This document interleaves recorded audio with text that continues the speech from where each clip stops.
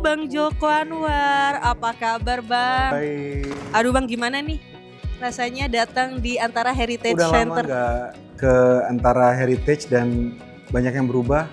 Bagus banget sekarang. Seneng banget. Berarti kapan terakhir kesini nih Bang?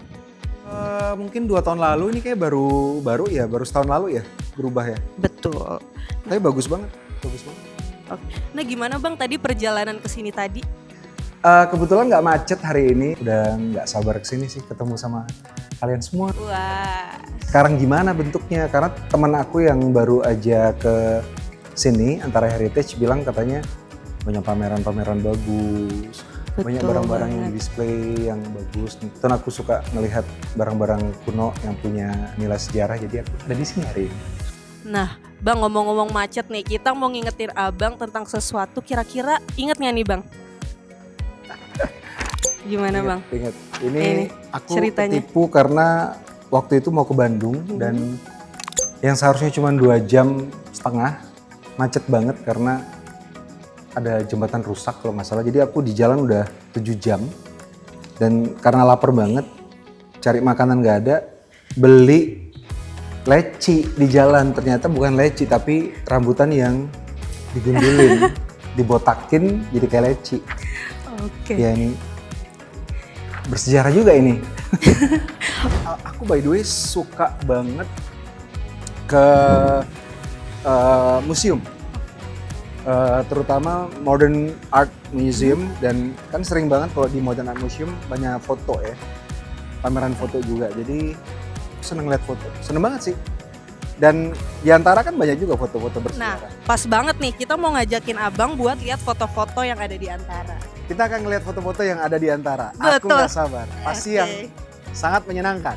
Ya kan? Betul. Tapi biasanya kalau ngeliat yang kayak landscape pemandangan tuh menyenangkan gitu ya. Benda-benda mati. Kalau ngelihat yang hidup kayak orang-orang itu kadang ada yang menyenangkan, ada yang bikin menyebalkan juga sih. Oke, Mudah-mudahan nih. nggak menyebalkan.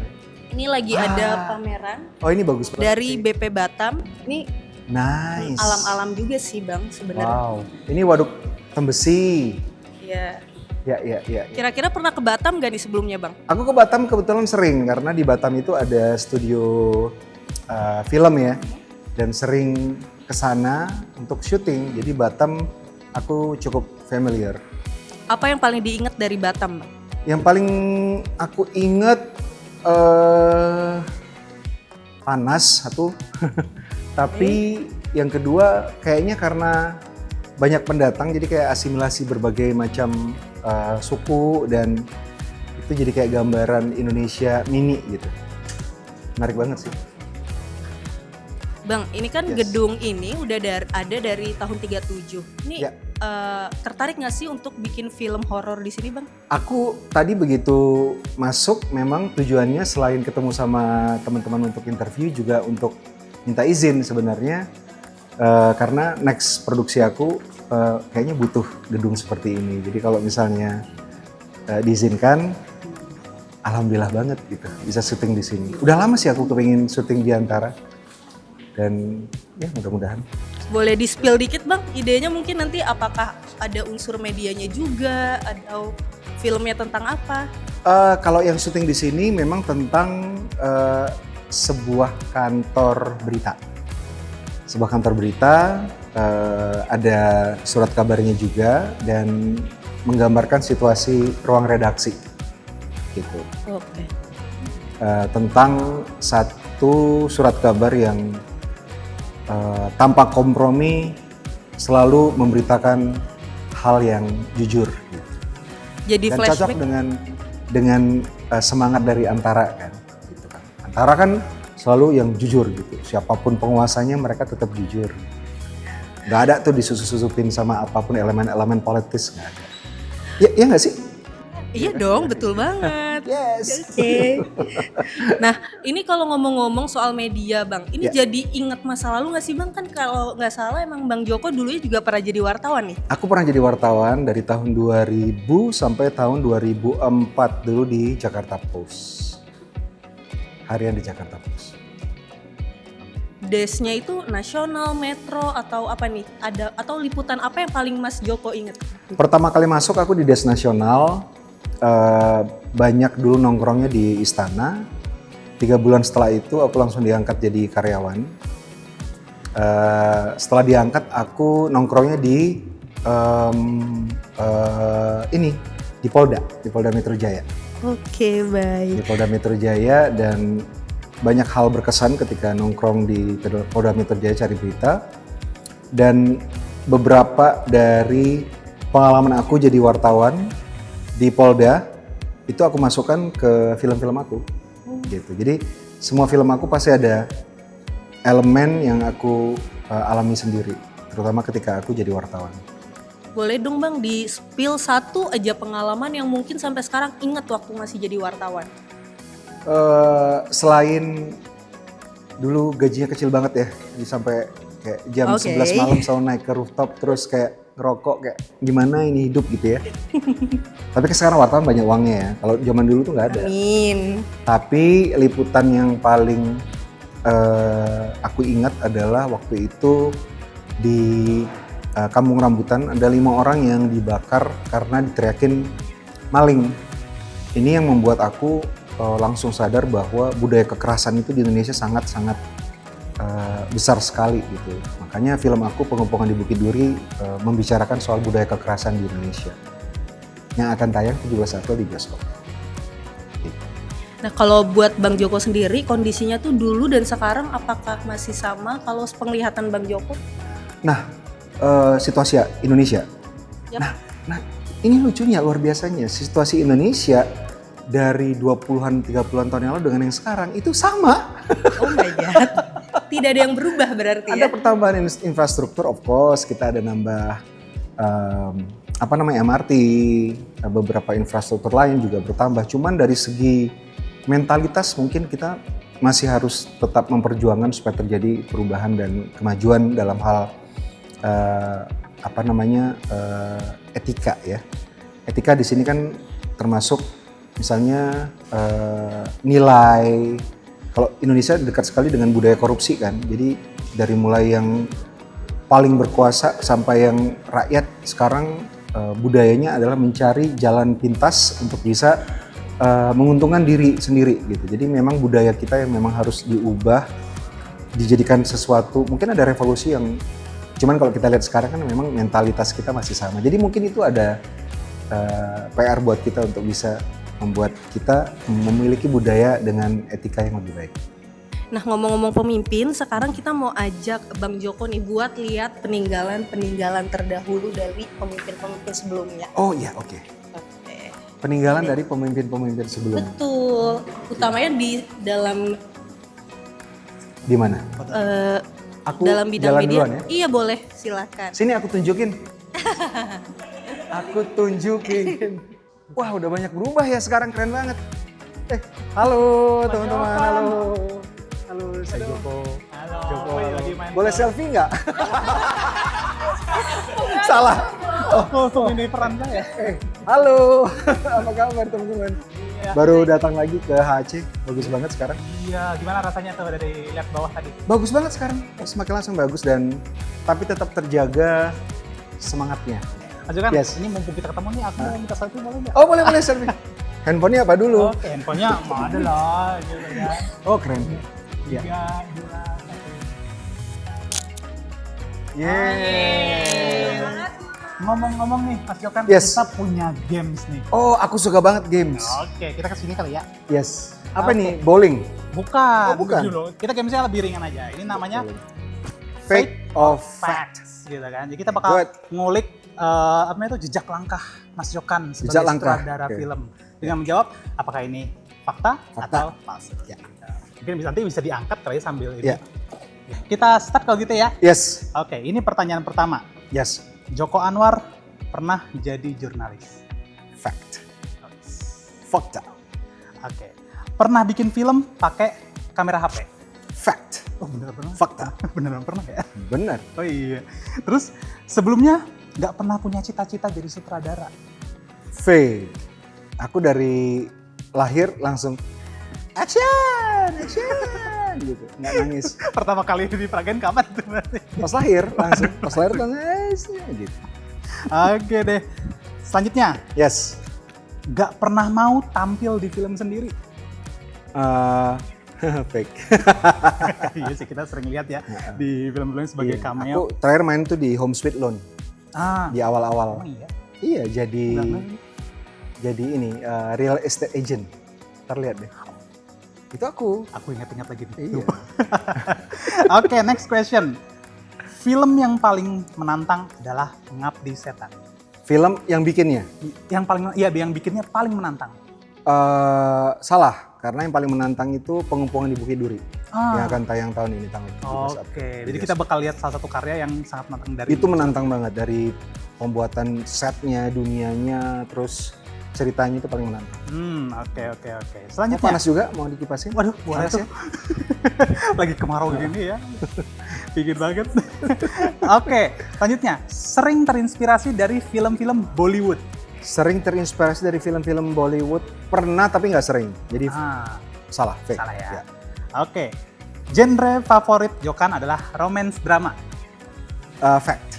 Oh gitu. Ya, aku paling suka film romance. Oh iya. Makanya semua film aku kan romantis banget kan. Mm-mm. Pengabdi Setan. Kalau orang cinta sama seseorang kan kayak mengabdi. Iya. Terus kalau misalnya orang terlalu cinta sama orang bisa jadi setan. Makanya Pengabdi Setan. Oh, oke. Jadi fact. Sebelumnya kan trailer semua, jadi kayak orang mikir pasti trailer gitu sebenarnya. Thriller tapi enggak. Oh, enggak. Romance. Aku paling suka romantis. Alright. Oke. Komedi. Pernah alami hal mistis waktu garap film horor? Alami adegan mistis pernah. Pernah. Fact gitu ya. Oke, selanjutnya. Seri Nightmares and Daydreams terinspirasi dari The Twilight Zone. Nah bukan. Oh gitu. Bukan. Terinspirasi dari series lain yang judulnya Tales from the Crypt. Iya. Salah satunya. Yang membedakan apa tuh berarti? Yang membedakan ceritanya, jadi ada beberapa inspirasi. Yang pertama Tales from the Crypt, satu lagi series Indonesia zaman dahulu. Judulnya apa ya, aku lupa, tapi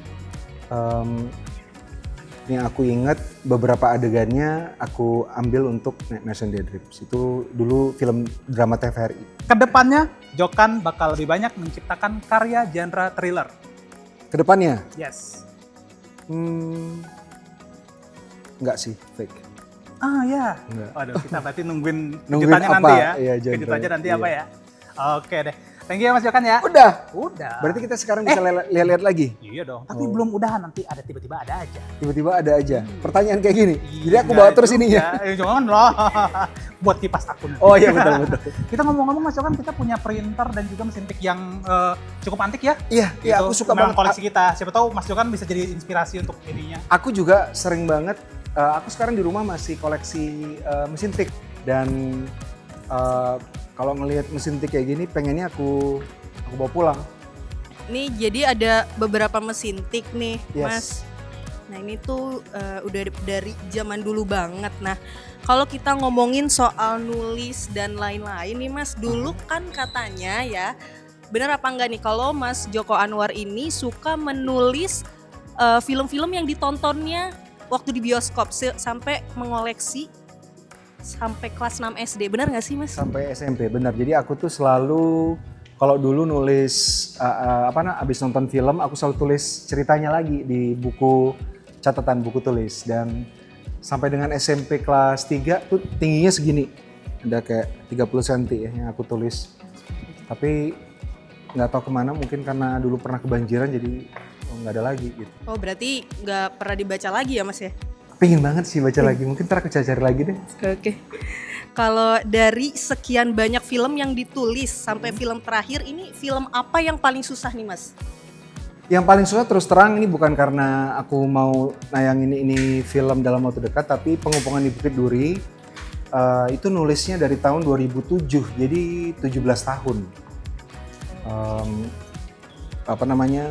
Menciptakan dunianya, karakter dan ceritanya. Jadi kalau dibilang film yang paling menantang dari mulai segi pembuatan bahkan sejak penulisan itu adalah film Pengepungan di Bukit Duri. Oke. Itu kalau Pengepungan di Bukit Duri kan ternyata 17 tahun di Iya. itunya. Itu ada revisi-revisi atau gimana nih Mas ceritanya? Ada revisinya, tentunya kalau kita ngomongin kayak perubahan teknologi gitu ya, itu kita ubah. Tapi ini nggak tahu suatu keberuntungan apakah kemalangan, karena kalau dari segi hal-hal yang membuat kita resah seperti budaya kekerasan atau kurangnya prioritas Indonesia terhadap pendidikan, ini masih tetap ada masalah, jadi ini nggak banyak revisi sih. Oke. Nah Mas, jadi ini di samping-samping Mas Joko Anwar nih ada foto pahlawan-pahlawan. Oh, ada, aku baca salah satu ya. Boleh Ada banget. Insinyur Satu Soekarno. aja ya, jangan banyak-banyak. Oke. Kiai Haji Abdul Rahman Wahid, dah. Oke. Nah, ngomong-ngomong soal Soekarno nih, Bang. Soekarno kan pernah bilang, bangsa yang besar adalah bangsa yang tidak akan pernah lupa dengan pahlawannya. Benar nggak? Setuju Betul, nggak? betul. Nah, betul. siapa atau apa yang menjadi pahlawan untuk karir seorang Joko Anwar? Pahlawan dalam karir saya, Betul. nggak bisa disebut satu karena banyak banget. Jadi gini, dalam setiap langkah dalam hidup kita, ada dua hal yang membuat kita bisa maju, bisa mendapatkan apa yang kita mau. Yang pertama tentunya adalah resilience kita, kegigihan kita untuk mendapatkan apa yang kita mau. Yang kedua adalah mereka-mereka yang memberikan kesempatan buat kita, yang membuka jalan, membuka pintu. Jadi kalau disebut siapa pahlawannya, ya mereka-mereka yang memberikan kesempatan. Dan semua kita bisa menjadi pahlawan bagi orang lain, bagi kemanusiaan, dengan cara memberikan kesempatan bagi orang lain, membuka pintu buat orang lain bisa lebih dekat ke cita-citanya. Nah, pahlawan ini kan membantu untuk mewujudkan mimpi nih, Mas Joko Anwar. Nah, mimpi yang akhirnya menjadi nyata seorang Mas Joko Anwar adalah menjadi filmmaker. Ini benar nggak, Mas? Betul. Oke, nah, tapi ada nggak sih mimpi lain yang mungkin seorang Joko Anwar ingin wujudkan? Saya ingin punya sekolah. Ingin punya sekolah karena sekarang saya bergerak di filmmaking. Saya kepingin punya sekolah untuk filmmaker muda. Nah, sebelum balik lagi nih Mas ke pengepungan di Bukit Duri, kita mau bahas soal film terbaik. Film terbaik. Iya, Bang sebagai filmmaker pasti kebawa euforia dari Oscar kemarin gak sih, Bang? Yes.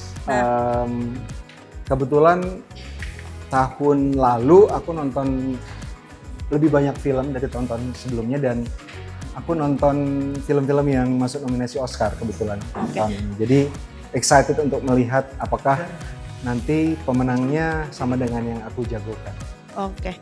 Nah, Mas kemarin kan tapi ada yang menarik nih dari panggung Oscar, di mana film The Brutalist yang membawa Adrien Brody menang as a Best Actor, mengalahkan pesaingnya. Ini tuh tapi menuai sedikit kontroversi karena sutradaranya sendiri bilang kalau ada penggunaan AI untuk menyempurnakan aksen Hungarianya. Nah, bagaimana pandangan Bang Joko melihat kecanggihan teknologi untuk industri film nih, Mas? Khususnya dalam AI. Iya. Kalau pertama, aku selalu percaya bahwa AI itu seharusnya jangan sampai menggantikan talenta manusia. Karena apa? Kita kan terlahir sebagai manusia ya, bukan sebagai artificial stuff. Jadi aku untuk saat ini tidak menyetujui penggunaan artificial intelligence untuk film. Tapi yang namanya teknologi itu sifatnya kan sebagai tool untuk membantu. Jadi bahkan sebelum kita ngomongin AI, kita sudah menggunakan misalnya beberapa alat bantu untuk film. Ada misalnya menggunakan visual effect, walaupun kita ada artisnya, jadi ada seniman visual effect, tapi ada beberapa tools yang digunakan untuk otomasi supaya lebih cepat gitu. Itu mungkin nggak dianggap sebagai AI, tapi it's a tool. Jadi probably jangan sampai, tetap saya berpegang teguh, jangan sampai AI menggantikan apa yang bisa dikerjakan oleh manusia secara kreatif.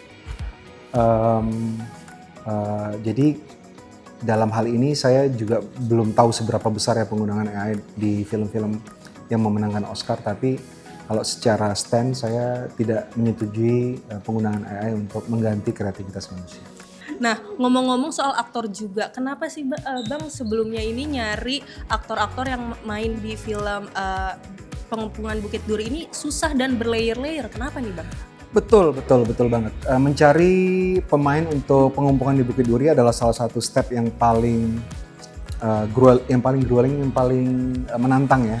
Karena apa? Karena saya dan tim ingin film-film ini dipenuhi oleh bukan saja cast tapi juga kru, dipenuhi oleh orang-orang yang bukan saja punya skill yang top notch nomor 1, tapi juga orang-orang yang harus punya keresahan yang sama. Jadi mereka ketika jadi karakter yang resah soal Indonesia bukan cuma karena tuntutan peran, tapi mereka memang punya keresahan yang sama. Dan saya percaya ini karena akan menjadikan filmnya lebih ada isinya, lebih ada jiwanya, lebih soulful gitu. Dan terus terang ketika melihat hasilnya, karena mereka punya kegelisahan yang sama tentang pendidikan, tentang budaya kekerasan dan sebagainya, keresahan-keresahan lain di Indonesia, ini menjadikan filmnya ketika ditonton seperti kita melihat orang yang hidup, bukan cuma melihat seorang aktor yang berperan menjadi satu karakter. Nah kalau dalam film ini karakter apa sih Bang yang sulit untuk ditemukan? Pemainnya? Iya, karakter siapa? Oke. Aku itu kalau misalnya bikin film, terutama di Pengepungan di Bukit Duri, itu mengcrafting karakter itu bukan hanya karena karakternya punya porsi yang paling besar. Semua karakter, baik itu yang punya dialog 100 sampai yang tidak punya dialog, itu di crafting sedemikian rupa. Jadi mencari pemeran utama dan mencari orang yang supporting karakter sama kita sama ngejelimetnya gitu. Dan setiap dari orang yang terpilih di Pengepungan di Bukit Duri mungkin mengalahkan kira-kira 20 kandidat yang lain. Jadi pencariannya lama, 4 bulan sampai 5 bulan kita mengcasting mereka. Oh, kenapa pada akhirnya memilih Morgan nih? Kenapa akhirnya memilih Morgan sebagai Edwin di Pengepungan di Bukit Duri? Yang pertama, he's very humble. Kalau dari talenta sama skillnya udah kita lihat lah ya, luar biasa banget. Tapi begitu dia masuk, itu bukan saja humility-nya sangat tinggi sebagai manusia, tapi dia juga memiliki kerasahan sebagai orang Indonesia. Film ini di set di tahun 2027. Iya, kenapa di set pada tahun tersebut? Karena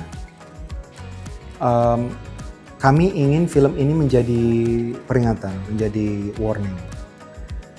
Kalau kita tidak berubah, bahaya sudah ada di depan mata. Nggak usah nunggu jauh-jauh tahun 2057, bahkan tahun 2027, which is 2 tahun dari film ini akan dirilis saja, sudah akan sangat terlihat. Jadi kita harus berubah, lebih respectful kepada orang lain, gitu, dan lebih menjunjung tinggi etika, kejujuran. Kalau enggak, kita akan masuk ke jurang, kehancuran. Oh my God. Bang, sebelum film ini tayang kan sering mengadakan special screening. Ya.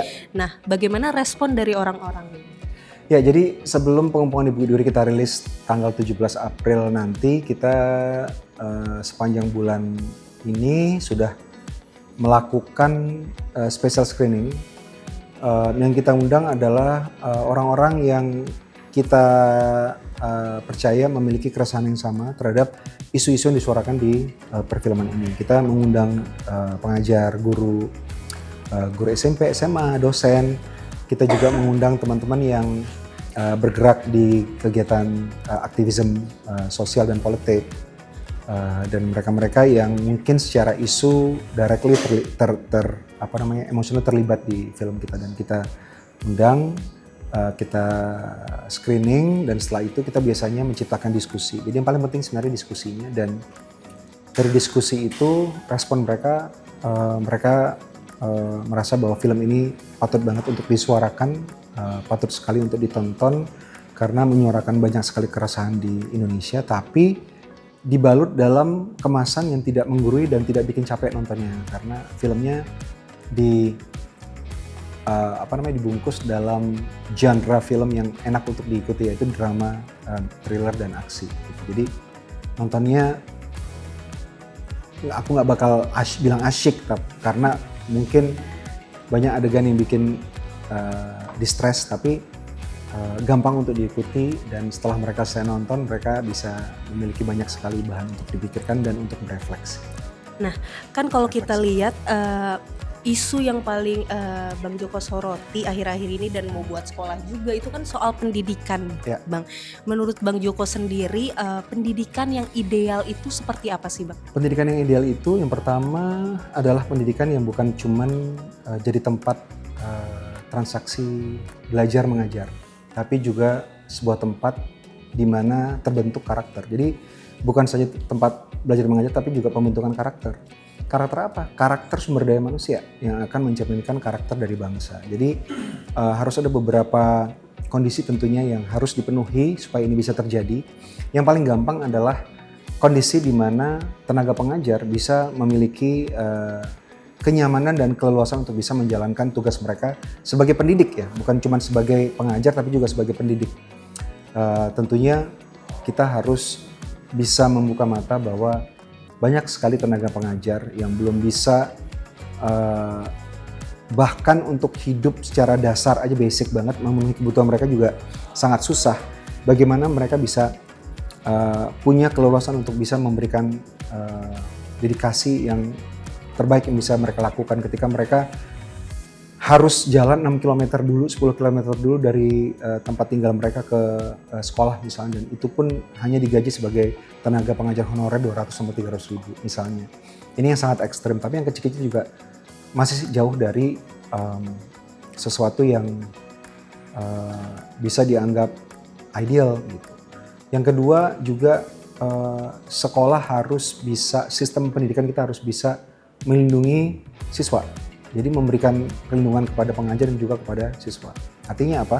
Harus ada sebuah sistem kurikulum yang membuat mereka misalnya terbentuk menjadi pribadi yang bisa menyuarakan ketidakpuasan, kekecewaan secara baik. Jadi mungkin kalau kita lihat dari kurikulum misalnya harus bisa memberikan sebuah kegiatan bersekolah di mana anak-anak di-encourage untuk bisa mengeluarkan pendapat ketimbang hanya menghafal gitu. Jadi itu yang harus terbentuk dulu. Oke. Kalau untuk pemerintah sendiri, kurikulumnya ini saat ini menurut Bang Joko seperti apa? Wah, kita mendengar banyak sekali berita tentang masalah-masalah di sistem pendidikan kita ya. Baik itu sistem support untuk pembiayaan orang sekolah, sampai dengan infrastruktur, belajar aja sangat susah banget untuk bisa belajar dengan nggak perlu nyaman tapi basicnya terpenuhi gitu. Apalagi kurikulumnya yang selalu ganti-ganti, jadi tidak pernah ada satu yang betul-betul dipilih untuk jangka waktu yang panjang melalui sebuah assessment untuk bisa melihat tujuan kita dalam beberapa puluh tahun ke depan mau seperti jadi bangsa seperti apa, dan itu yang dipilih gitu, ketimbang diganti-ganti terus gitu. Nah terakhir nih Bang, apa yang harus dipersiapkan orang-orang dan kenapa orang-orang harus nonton film terbaru Abang? Yang harus dipersiapkan sebelum menonton Pengumpukan di Bukit Duri adalah mental ya, karena filmnya seperti yang saya bilang dibalut dalam genre yang populis, gampang untuk diikuti, drama, thriller, aksi, tapi kalau dari yang udah nonton katanya filmnya sangat keras sekali, memukul kepala kita gitu. Nah, itu satu. Dan kayaknya yang paling utama sih itu sih. Jadi harus siap. Teman-teman, film Pengumpukan di Bukit Duri sebuah film drama thriller aksi yang menggambarkan Indonesia sekarang dan Indonesia tak lama lagi, akan segera tayang tanggal 17 April 2025. Mari nonton bersama di bioskop dan mari memulai percakapan.